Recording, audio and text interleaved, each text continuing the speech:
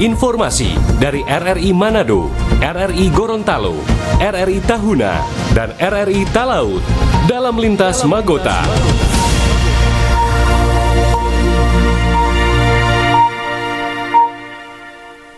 Pukul 17 waktu Indonesia Tengah, Radio Republik Indonesia Manado dengan Lintas Berita Magota, Manado, Gorontalo, Tahuna, dan Talaut.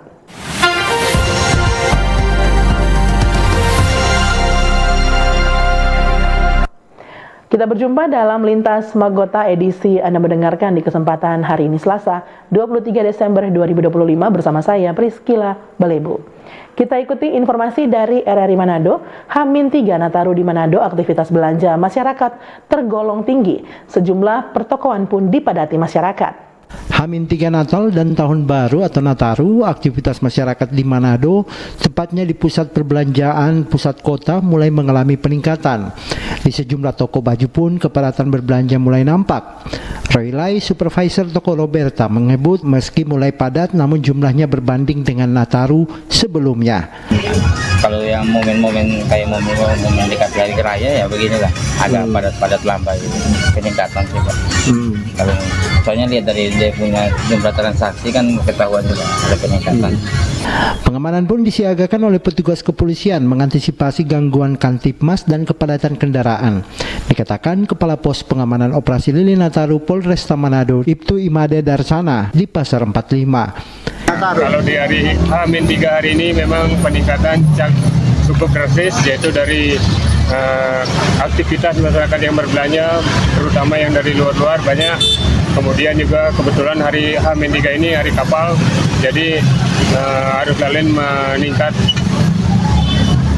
karena di sini jalur sini kabarnya kan jalur ke pelabuhan. Jadi saudara-saudara kita yang akan merayakan hari raya di kampung di Kepulauan Sangihe ataupun yang di Citarum, mereka sudah mulai pada mudik.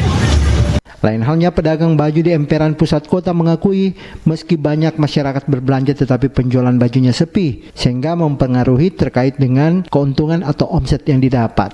Seperti dikatakan Sumarno Sukoco. Tahun ini memang sudah tinggi menurun. Karena apa? Karena memang keadaan begitu. Tapi kalau omsetnya bagaimana Pak? Omsetnya menurun lagi. Ini tahun ini menurun. Biar so rame begini. Biar so rame begini. Iya biar so rame, biar kurang warga. Kan dia keadaannya. Biasa orang belanja itu kan berdesakan. Tapi sekarang paling nanti kurang 2 hari, 1 hari baru ada pembeli. Padatan aktivitas masyarakat ini menurut Kepala Pos Pengamanan Nataru diprediksi akan lebih meningkat pada H-2 dan H-1 Nataru. Sebabnya masyarakat di kabupaten kota di Sulawesi Utara banyak memilih berbelanja untuk kebutuhan Nataru di kota Manado. Demikian dari Manado, Sulawesi Utara, saya Hendra Asak Pro 3 RRI terus mengudara untuk Indonesia.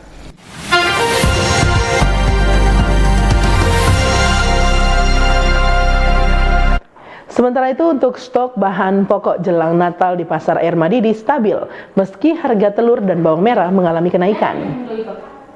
H-3 menyambut perayaan Hari Raya Natal tahun 2025.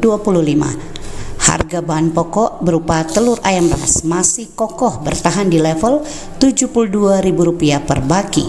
Hal tersebut terpantau di pasar tradisional Air Madidi, Kabupaten Minahasa Utara. Hal yang sama juga terjadi pada harga komoditi bawang merah yang masih berada di level Rp70.000 per kilogram. Gladys Saerang, salah satu pedagang telur di Pasar Air Madidi, kepada RRI menyebutkan pasokan atau stok masih tetap lancar meskipun harganya masih cukup tinggi.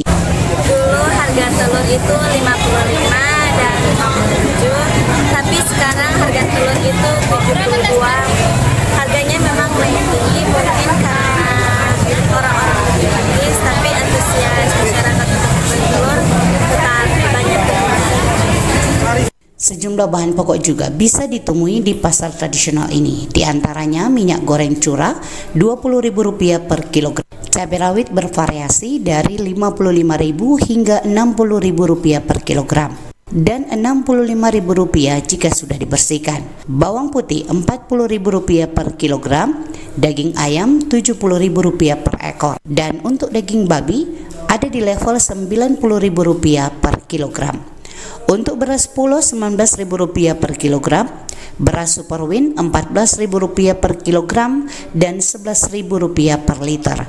Dan untuk harga tomat ada di level Rp5 hingga Rp7.000 per kilogram. Diana Masih, RRI terus mengudara untuk Indonesia.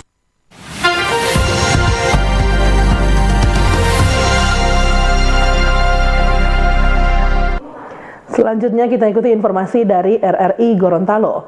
Puskesmas Lemito Puhowato melakukan deteksi dini dan pendekatan persuasif dalam penanganan kasus tuberkulosis. Penemuan kasus baru pasien tuberkulosis TBC di wilayah kerja Puskesmas Lemito, Kabupaten Puhuwato dilaporkan tidak terlalu tinggi. Hal ini berkat upaya aktif Puskesmas Lemito yang melakukan kerjasama lintas sektor dalam mendeteksi dini kasus TBC. Menurut petugas program TB Paru di Puskesmas Lemito, Nasir tahu, selain deteksi dini, pihaknya juga mengedepankan pendekatan persuasif, khususnya kepada penderita TBC agar lebih disiplin dalam menjalani pengobatan. Menurut pengamatan saya sebagai petugas program, penyebaran penyakit TB paru di wilayah kerja kami Puskesmas Lemito itu tidak terlalu tinggi. Kenapa? Karena kami selalu melakukan kerjasama lintas program, lintas sektor, kerjasama dengan tokoh masyarakat, tokoh agama untuk deteksi dini. Untuk deteksi dini penyakit TB paru yang ada di Puskesmas Lemito, sehingganya dengan trik ini angka tinggi TB paru di Puskesmas Lemito itu tidak terlalu tinggi. Sementara itu jumlah penderita tuberkulosis TBC di Provinsi Gorontalo yang telah menjalani pengobatan hingga tahun 2025 ini hampir mencapai 84%. Kepala Bidang P2P Dinas Kesehatan Provinsi Gorontalo Dr. Jendali menyatakan bahwa saat ini pihaknya tengah fokus pada penemuan kasus serta penanganan TBC melalui upaya pencegahan dan pengobatan. Menurut Dr. Jendali, petugas di lini lapangan khususnya Puskesmas secara aktif memberikan edukasi kepada masyarakat mengenai bahaya TBC serta langkah-langkah pencegahannya. Jadi memang terkait untuk masalah tuberkulosis ini memang adalah merupakan tugas yang sangat besar untuk kita seluruh daerah ya, karena ini adalah merupakan suatu program dari Bapak Presiden kita untuk pencapaian eliminasi TB di Indonesia pada tahun 2030. Tentunya ada beberapa indikator yang harus dicapai oleh teman-teman kabupaten kota, yaitu diantaranya penemuan kasusnya sudah sampai berapa persen, kemudian yang berikut pasien yang melakukan pengobatan, kemudian yang berikut adalah kesuksesan dari si penderita ini dalam melakukan pengobatan. Tentunya diharapkan di tahun 2030 ini insiden tersebut turun. Dari semua target ini kita dimiliki target sasaran itu 90% untuk mencapai dari Kabid P2P Dr. Jendali menambahkan bahwa meskipun TBC adalah penyakit menular dan tergolong berbahaya, tetapi penyakit ini bisa disembuhkan asalkan penderita menjalani pengobatan secara rutin dan sesuai anjuran medis. Dari Gorontalo, Budi Akantu, Pro 1 RRI terus mengudara untuk Indonesia.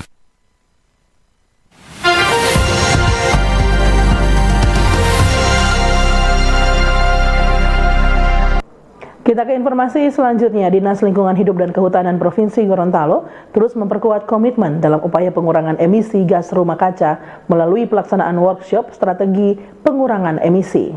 Pemerintah Provinsi Gorontalo melalui Dinas Lingkungan Hidup dan Kehutanan terus memperkuat komitmen dalam upaya pengurangan emisi gas rumah kaca melalui pelatihan workshop strategi pengurangan emisi yang digelar kemarin hingga hari ini. Kegiatan tersebut menjadi bagian penting dari rangkaian program pengendalian perubahan iklim di daerah, sekaligus menjadi kerangka penguatan peran perangkat daerah dalam perencanaan dan pelaksanaan program pengurangan emisi. Workshop tersebut bertujuan menghubungkan peran lintas sektor guna mendukung implementasi RED Plus serta mendorong mekanisme pembayaran berbasis hasil. Sekretaris Daerah Provinsi Gorontalo Sofyan Ibrahim kepada wartawan usai membuka workshop tersebut mengatakan sudah menjadi aturan baku setiap investor yang masuk di daerah harus memperhatikan pengurangan emisi. Semua pihak yang hadir mengikuti workshop ini juga harus menyamakan persepsi tentang hal itu. Salah satu hal yang harus kita antisipasi adalah itu tadi, efek rumah kaca sebetulnya, karena di Gorontalo dinamika perkembangan kan semakin kelihatan.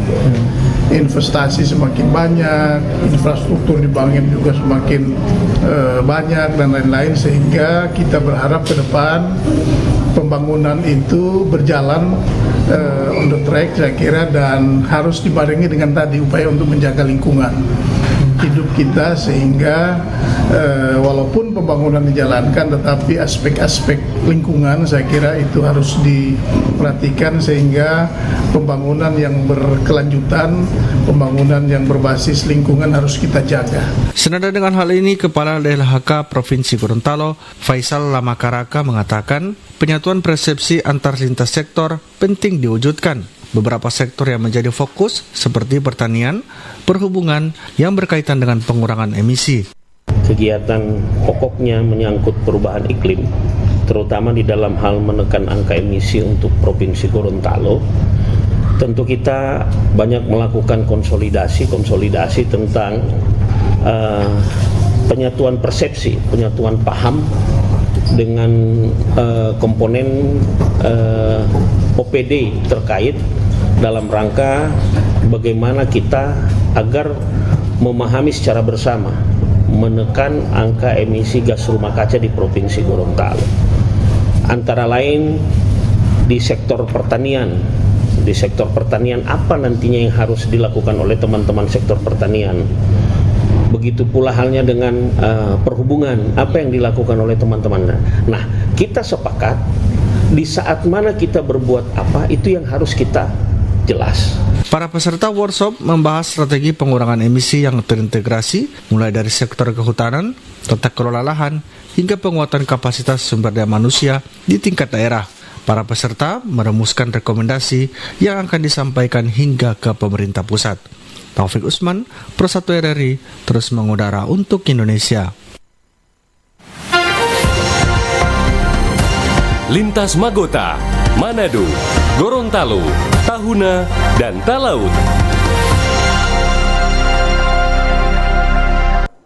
Anda masih mendengarkan Lintas Berita Magota, Manado, Gorontalo, Tahuna, dan Talaut, produksi pemberitaan Radio Republik Indonesia, wilayah Nusantara 5. Kita beralih ke informasi dari RRI Tahuna. Badan Narkotika Nasional Kabupaten Sangihe hingga tahun 2025 merehabilitasi 13 orang pengguna lem ehabon. Keberhasilan program dari Badan Narkotika Nasional BNN secara berjenjang dapat menekan kasus narkoba di Indonesia dari tahun ke tahun. Terlebih khusus BNN Kabupaten Sangihe dari pelaksanaan program baik pencegahan bahkan rehabilitasi tergolong sukses selang tahun 2025.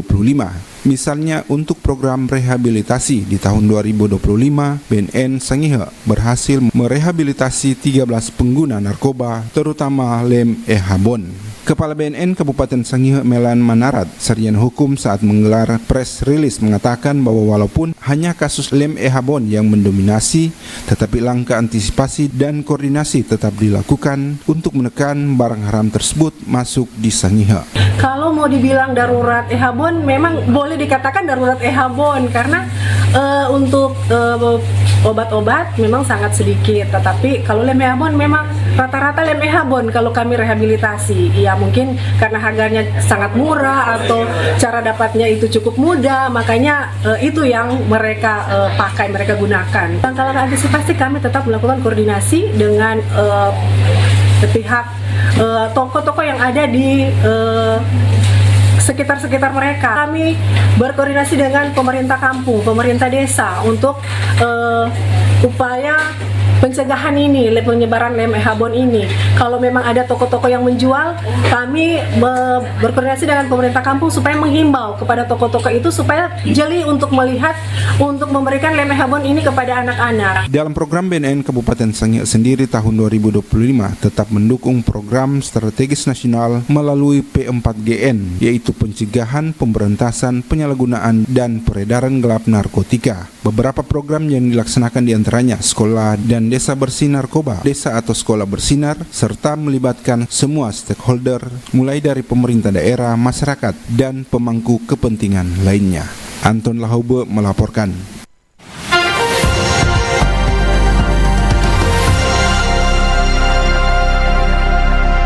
Kita beralih ke informasi dari RRI Talaut. Arus mudik menumpang kapal laut H-2 Natal 2025 di Kabupaten Kepulauan Talaut terpantau masih cukup tinggi.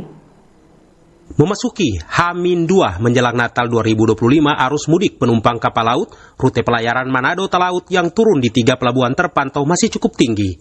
Kepadatan penumpang dan barang kiriman maupun barang bawaan terlihat jelas pada 2 armada utama, yakni KM Barcelona 3A dan KM Gregorius.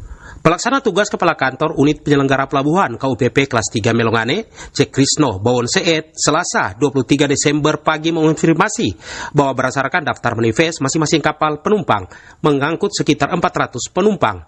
Jumlah tersebut sudah termasuk penumpang yang mendapatkan dispensasi khusus dari Direktur Perkapalan dan Kepelautan, Direktorat Jenderal Perhubungan Laut Kementerian Perhubungan Republik Indonesia. Sebagai informasi juga, beberapa kapal ini yang masuk di Kabupaten Kepulauan Talaut ada dispensasi penumpang. Jadi masyarakat jangan heran, ada yang penumpang lain alas, tiket alas itu ada penambahan dari Direktur Perkapalan dan Kepelautan Kementerian Perhubungan, khususnya Direktur Jenderal Perhubungan Laut, ada memberikan space untuk namanya dispensasi penumpang. Itu masing-masing kapal dikasih 27% untuk Barcelona dan yang lain 22% dari jumlah kapasitas penumpang, dan juga tidak menutup juga untuk life jacket, jumlah life jacket itu ditambah lagi dan juga menghitung life craft, daya tampung life craft juga untuk penumpang di satu kapasitas life raft dan juga yang ada di atas kapal. Untuk alat keselamatan seperti life jacket itu kemarin sertifikatnya diperbarui khusus untuk mengangkat angkutan Nataru 2025, life jacketnya itu ditambah sesuai dengan kapasitas penumpang dan juga keseluruhan ABK. Dan juga kami dari pihak UPP selalu turun melakukan pemeriksaan selain penumpang, jumlah penumpang daftar yang ada di manifest, dan juga alat keselamatan yang tersedia, dan juga apar-apar yang tersedia di kapal ini. Dan kami juga menghimbau kepada Nakoda untuk setiap pelayaran, menghimbau untuk semua masing-masing penumpang saling menjaga, saling menegur dalam melakukan pelayaran agar supaya aman. Jangan melakukan bermabuk-mabuk di atas kapal dan juga merokok di tempat-tempat yang terbuka yang sudah disediakan. Untuk mengantisipasi lonjakan arus mudik, pihak pelabuhan telah memastikan ketersediaan armada. Pada Rabu 24 Desember besok, dijadwalkan KM Cantika Lestari 8F akan melayani rute pelayaran dari Talaut menuju Manado. Pihak KUPP menegaskan akan terus memantau situasi di lapangan dan berkoordinasi secara intensif untuk menjamin kelancaran transportasi laut. Dari Melongane, Kabupaten Kepulauan Talaut, RRI Robert Tamaroba terus mengudara untuk Indonesia.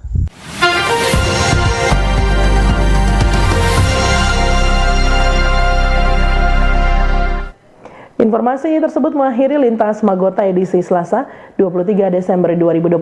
Tetaplah bersama kami, Radio Republik Indonesia Wilayah Nusantara 5. Saya Priscila Balebu.